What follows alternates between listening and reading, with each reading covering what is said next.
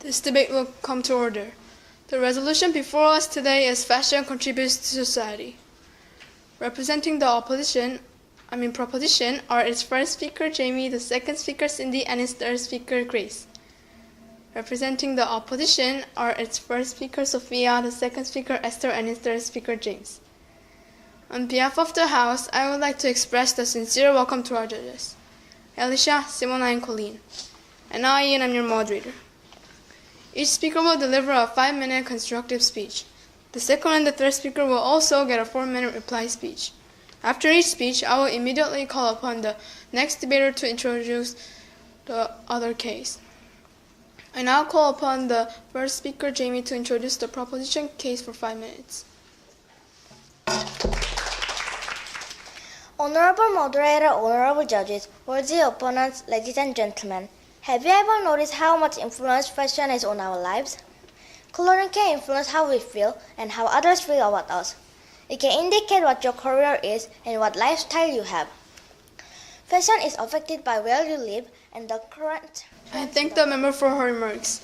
We shall now hear the first speaker of the opposition, Sophia. Honorable moderator, honorable judges, worthy opponents, ladies and gentlemen. The proposition claims that fashion contributes to society. As part of the opposition team, I will explain how this is not true. In fact, the opposite is true. Fashion doesn't contribute to society. It is just a disguise for what people really like. I thank the member for her remarks. I now call upon the second member of the opposition for rebuttal, Esther. Honorable moderator, honorable judges, worthy opponents, ladies and gentlemen. I am very happy to be part of this debate. Representing the opposition, we strongly believe that fashion does not contribute to society. I will explain you why I believe the statements made by proposition are untrue and why our team strongly disagrees with them. The proposition team claims that fashion contributes to society. They say people judge you by... I thank the member for her remarks. I now call upon the second speaker of the proposition for rebuttal, Cindy.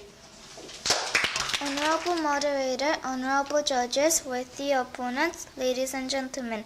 The opposition disagrees that fashion contributes to society, but today I will argue that fashion is important for our lives and for society as a whole. A person can still care about being a good and kind person, even while they care about how they look.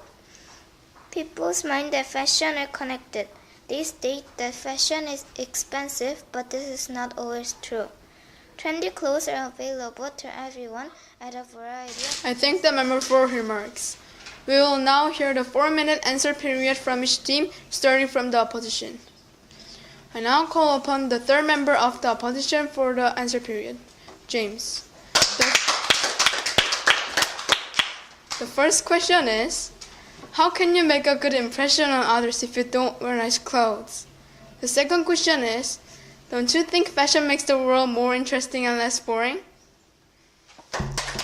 Honorable moderator, honorable judges, worthy opponents, ladies and gentlemen. The proposition asks, how can you make a good impression on others if you don't wear nice clothes?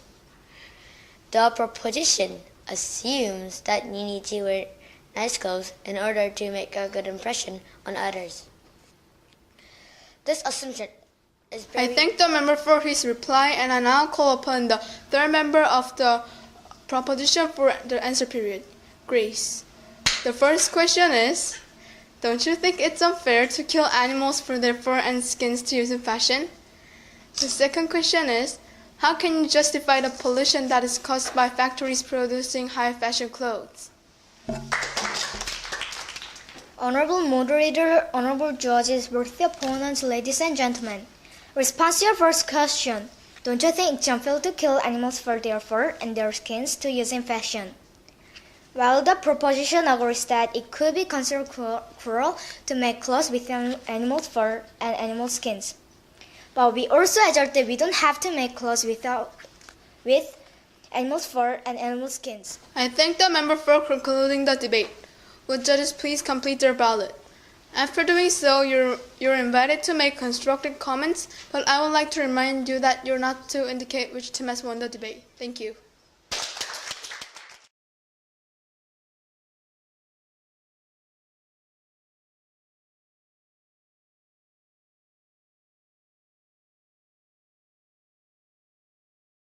This debate will come to order. The resolution before us today is, medical testing on animals does more good than harm. Representing the proposition is first speaker Robin and the second speaker Eddie. Representing the opposition is first speaker Justin and the second speaker Catherine. On the behalf of the House, I would like to express a sincere welcome to our judges, Simona, Alicia, and Colleen, and I, Brandon, and your moderator. Each speaker will deliver a 5-minute constructive speech. The second speaker of each team will also get a 4-minute reply speech. After each speech, I'll immediately call upon the next debater to begin his or her address. I call upon the first speaker to introduce the proposition case for 5 minutes. Robin.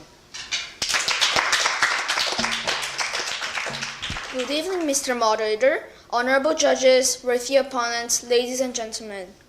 The resolution introduced before you today is, medical testing on animals does more good than harm. Another name given to animal testing is vivisection.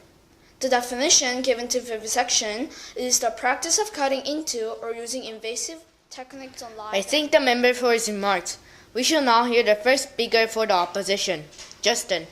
Good afternoon, Mr. Moderator, honorable judges, worthy opponents, ladies and gentlemen. The resolution introduced today is, medical testing on animals does more good than harm. We agree with the definition given by the affirmative team. However, we, the opposition team, believe that this statement is false.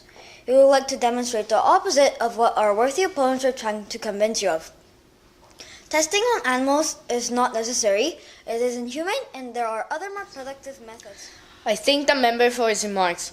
I now call upon the second speaker of the opposition for the rebuttal, Catherine. Good evening, Mr. Moderator, honorable judges, worthy opponents, ladies and gentlemen. I represent the opposition team.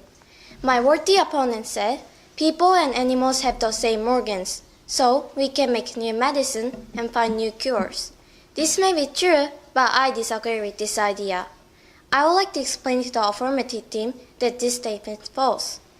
Animals and humans might have the same organs, however, they can work differently. I thank the member for your remarks. I now call upon the second speaker of the proposition for the rebuttal, Eddie. Good evening, Mr. Moderator, honorable judges, worthy opponents, ladies and gentlemen. I represent the affirmative team. My worthy opponents say the results of systematic reviews show that experiments done on animals are useless to human health. I could say yes to this idea, but I choose to refute it because animals and humans have similar organs such as hearts, lungs, livers, and others. I thank the member for his remarks and for concluding the debate. Will the judges please complete your ballot? After doing so, you're invited to make constructive comments, but I would like to remind you that you're not to indicate which team has won the debate. Thank you.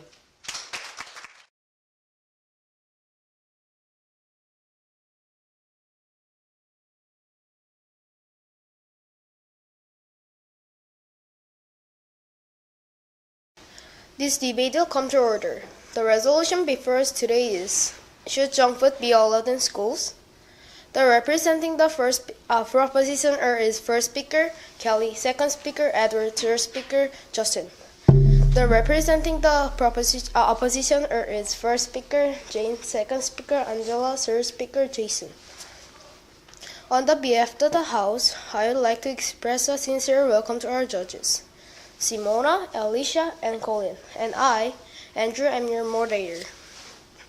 Each speaker will deliver a 5-minute constructive speech. The second and the third speaker will deliver a 3-minute reply speech. After each speech, I immediately call upon the next debater to begin his or her address.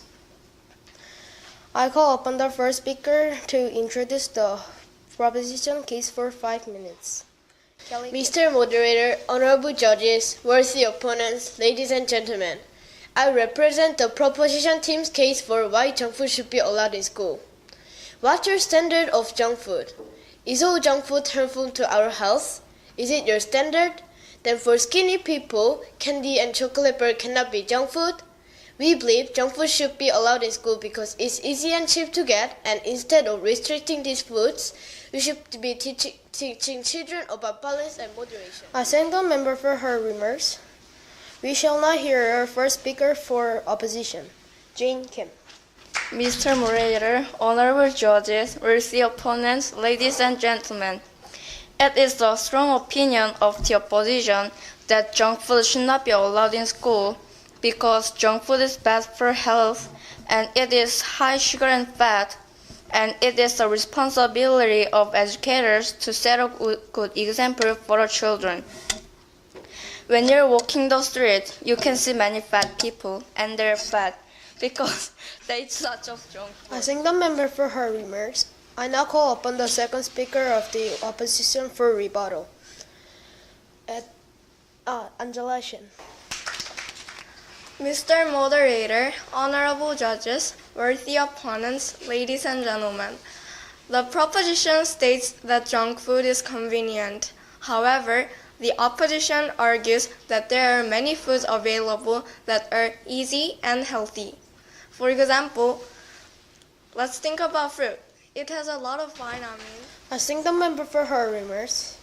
I call upon the second speaker of the proposition, Edward Talk. Mr. Moderators, honorable judges, worthy opponents, ladies and gentlemen. The opposition says that junk food shouldn't be allowed in school, but they're mistaken. We can bring junk food to school. The opposition says that junk food is bad because of obesity that's not healthy. Also, they say that junk food have high sugar. Finally, the opposition states that it's the responsibility of educators to set a good example. I thank the member for his remarks. We will now hear a 4-minute question period from each team. Starting with the opposition, I call upon the third member of the opposition for the question period, Jason Park. First question is, students will become adults faced with the two options for unhealthy foods. Isn't it better for them to learn how to regulate these choices early on? Second question is, don't you think students will just leave at lunch to buy these foods or simply bring them from home? Jason Park. Mr. Moderator, honorable judges, worthy opponents, ladies and gentlemen. In regards to the first question, shouldn't we teach children early on how to moderate their behavior? The opposition strongly feels that we can help children to make good choices by making them healthy and delicious meals such as spaghetti, pasta, and macaroni.